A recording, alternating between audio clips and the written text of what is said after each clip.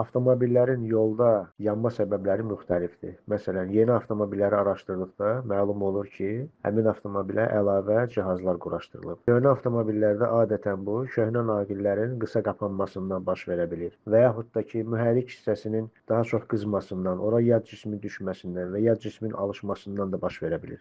Əsasən, naqillərdə olan qısa qapanmadan olur bu alışmalar. Çox təəssüf ki, bizim ölkəmizə hələ də yararsız avtomobillər ithal olunmaqdadır. Belə ki, bilirsiniz ki, qanunvericiliyə görə bizim ölkəmizə sükanı sağda olan avtomobillərin idxalı və ölkə daxilində istismarı qadağandır. Buna baxmayaraq belə avtomobillər hələ də bizim ölkəmizə idxal olunur və ölkə daxilində də istismar olunur. Sadəcə formal olaraq onu xaricdən gətirəndə yolda sükanı sağdan sola keçirilir və ölkəyə daxil olur. Daha sonra isə həmin avtomobillər də qeydiyyatdan keçirilir və ölkədə yollarda bu avtomobillər istismar olunur. Halbuki o sükan sağdan sola keçiriləndə kurslar üsulla həyata keçirilir, sənaye üsulu ilə olmur və təbii ki, orada naqillərin də problemi yaranır, sükan problemləri yaranır, digər problemlər də olur və daha sonra belə avtomobillərin yolda alışması da artıq bir təəccüb doğurmur. Avtomobili idarə edən sürücü yolda əgər bir alışma baş verərsə, bu zaman dərhal maşını